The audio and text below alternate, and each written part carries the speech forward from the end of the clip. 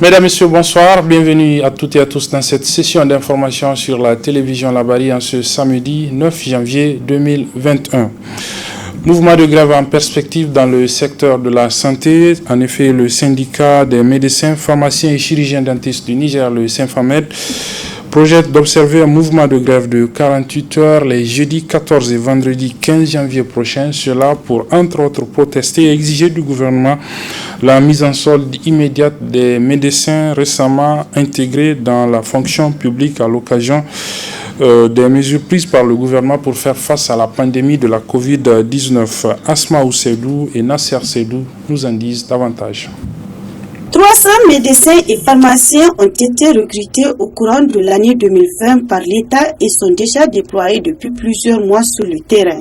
Mais malheureusement, ces jeunes n'ont pas encore été mis dans leurs droits, leur mettant du coup dans une situation précaire. Situation qui ne laisse pas indifférent le syndicat des pharmaciens, médecins et chirurgiens dentistes. Le 17 mars 2020, suite à la recrudescence des cas de Covid-19 dans le monde, le président de la République a pris justement, si vous voulez, l'engagement de recruter 1500 agents, dont 300 médecins. Je crois que ces médecins-là ou ces agents de santé, normalement, ont été recrutés dans le cadre de la gestion de Covid, la réponse justement à cette pandémie. Et je crois que depuis lors, le recrutement a eu lieu. Et les médecins notamment ont été affectés à l'intérieur du pays. Et Mani Militari par le ministère de la Santé publique. Donc aujourd'hui, ils comptabilisent 8 mois sur place. Ils sont en train de travailler. Ils sont sans salaire. Et le numéro matricule était sorti effectivement en novembre à son temps. On a pensé qu'effectivement, compte tenu de la durée, du temps qu'ils ont passé au niveau de différentes formations sanitaires du pays, normalement, le problème n'allait même pas se poser par rapport à leur mise en solde. Mais on l'a constaté le mois de novembre s'est passé sans que rien ne puisse se faire. Donc je crois qu'en décembre, nous sommes partis voir effectivement le ministre de la Santé par intérim pour attirer son attention par rapport à cet état de fait. Et surtout qu'on avait une histoire autour de ces questions, notamment en 2019 quand il a été recruté 60 médecins. Ils ont pratiquement eux aussi fait 8 mois sans salaire. Et je crois que malheureusement, en fait, on n'apprend pas apparemment chez nous de leçons. Donc la même situation est en train effectivement de se répéter. Donc on a attiré l'attention du ministre de la Santé par rapport à ce état de fait. Malheureusement, le mois de décembre effectivement était passé sans pour autant que quelque chose ne soit fait.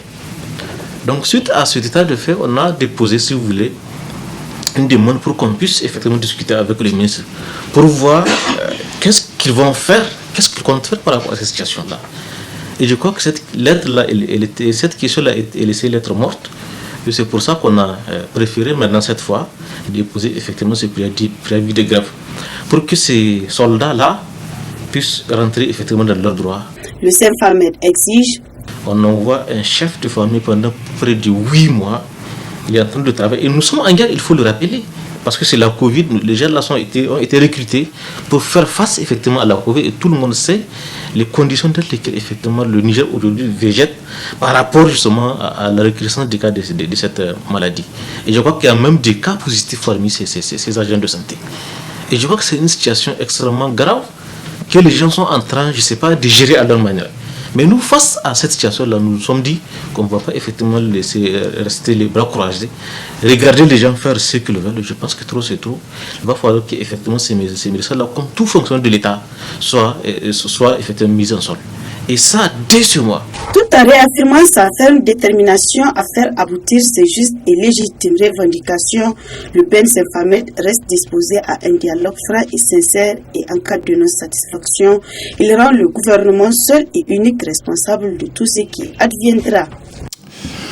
Les travaux du 11e congrès ordinaire du syndicat national des enseignants-chercheurs et des chercheurs du supérieur, le SNEX, ont démarré ce matin, et ce pour 2 jours, avec entre autres points inscrits à son ordre du jour, le renouvellement du bureau exécutif national de ce syndicat. Il y aura également des échanges autour de la thématique des opportunités, défis et perspectives des réformes du secteur de l'enseignement supérieur, toujours au cours de ce 11e congrès ordinaire du SNEX. Le compte-rendu de la cérémonie d'ouverture de ce congrès avec nos reporters Ibrahim Abdou et Nafissa Yahaya.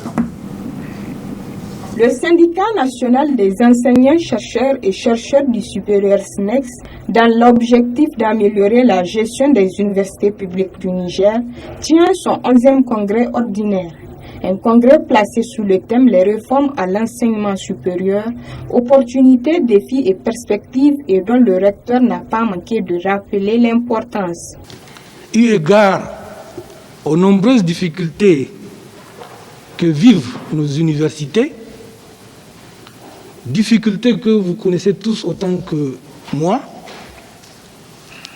ce n'est pas la peine ici de les dérouler, toutes ces difficultés-là que nos institutions connaissent, mais on peut se poser la question de comment y remédier à ces difficultés. Et probablement, donc, le Congrès, lors de ses travaux, j'espère bien, se penchera sur cette question. Car, de notre point de vue, il n'y a pas mieux que cette assemblée qui regroupe tous les participants, de toutes les UPN. Il n'y a pas mieux que cette assemblée pour réfléchir donc sur ces questions-là. Quant au secrétaire général du SNEX, il a déploré la non-adoption de quelques textes régissant les universités publiques du Niger. Après plus de 2 ans de mouvement de grève, engagé malgré lui par le SNEX, à partir de septembre 2018, un protocole d'accord gouvernement SNEX fut signé le 27 mars 2020. Cet accord est l'adoption de la loi numéro 2020-020 bis du 3 juin 2020, abrogeant la loi numéro 2019-05 du 6 mai 2019, consacre la réhabilitation de la démocratie universitaire par le gouvernement. La mise en œuvre de ce protocole d'accord gouvernement SNEX a permis aux deux parties de s'atteler au toilettage des principaux textes qui régissent les universités publiques du Niger. De ces textes revus de façon consensuelle par les deux parties, nous sommes au regret de constater que nombre d'entre eux ne sont toujours pas adoptés.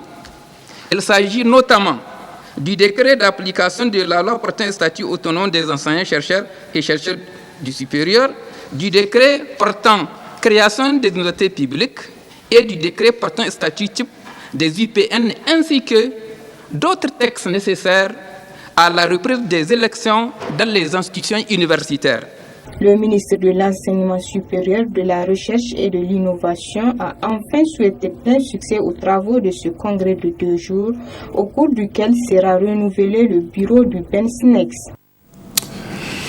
Les eaux du fleuve Niger à Niamey remontent encore à la faveur de la crue du mois de décembre, dite crue de Guinée.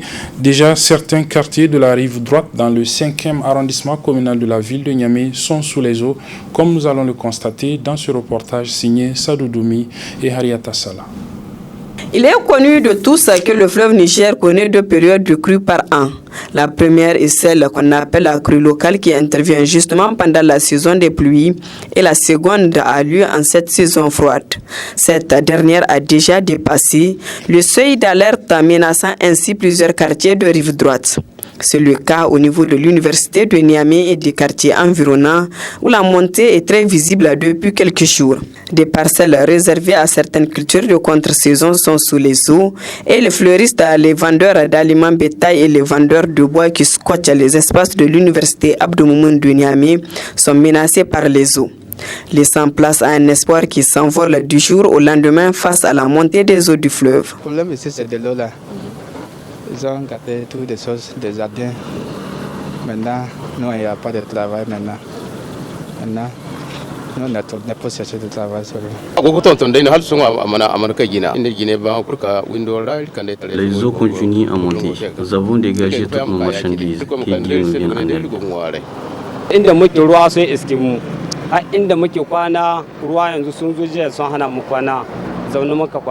Les eaux nous ont envahis. Hier nuit, nous avons passé une nuit blanche. Demandons aux autorités de trouver une solution à notre problème.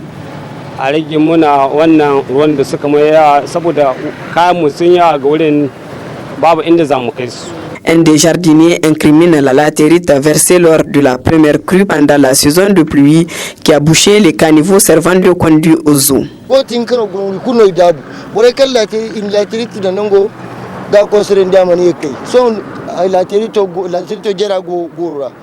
Il y a des caniveaux ici qui sont bouchés par la latérite. Nous demandons à la mairie de débarrasser cet endroit de cette latérite pour que les eaux aient leur passage normal.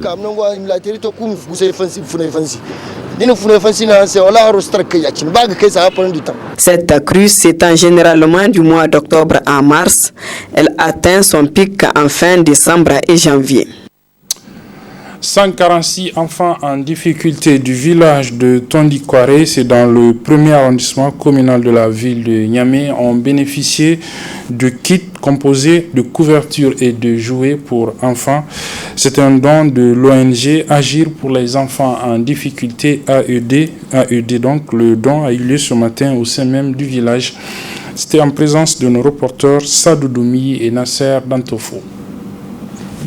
Ils sont 146 enfants de la tranche d'âge comprise entre 3 et 12 ans, 8 femmes et 11 personnes âgées du village de Tondikware, vivant dans une situation peu confortable de la vie à recevoir des kits en couverture ou encore en jouets de la part de l'ONG AED, Agir pour les enfants en difficulté. Pour cette cérémonie, on est venu faire une distribution d'habits pour les enfants en situation de vulnérabilité.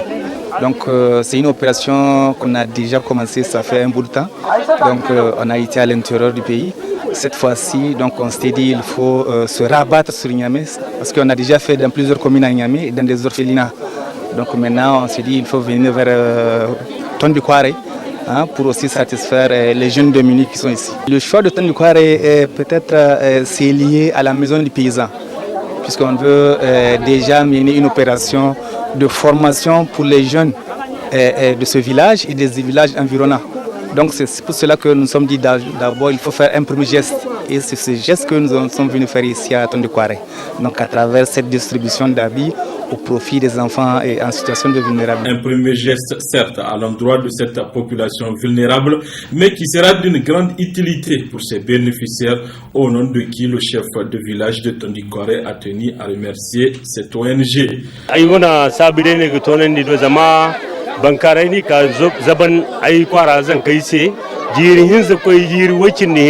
C'est un sentiment de satisfaction qui nous anime ces jours. Ils nous ont amené des habits et draps contre le froid pour des jeunes, les femmes et les personnes âgées.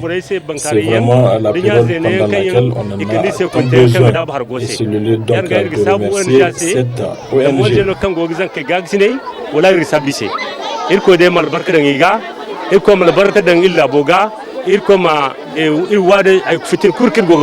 Pour joindre l'utile à l'agréable des jeunes de ce village de Tondikware, une dizaine seront outillés par l'ONG AED dans le cadre d'une formation professionnelle et technique.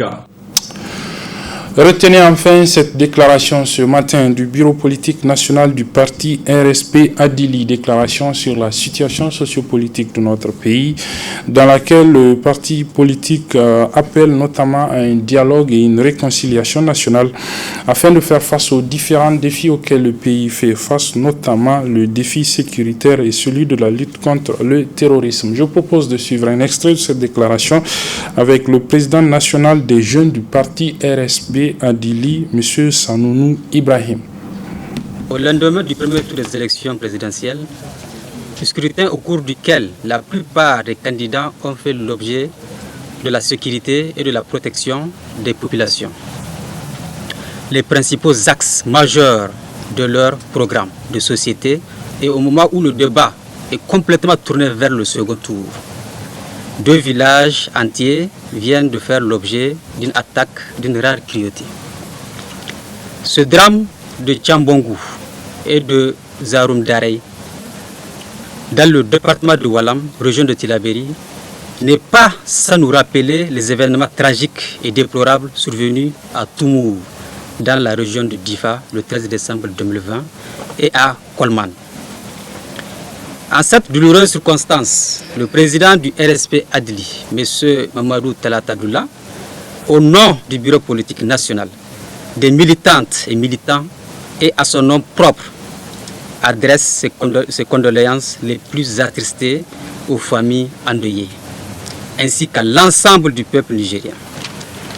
Pour les nombreux blessés, le RSP Adili souhaite un prompt rétablissement et prie pour le repos de l'âme des disparus. Afin d'éviter que ce genre de drame ne survienne à l'avenir, nous invitons les autorités à renforcer les dispositions idoines pour sécuriser efficacement les populations sur l'ensemble du territoire national.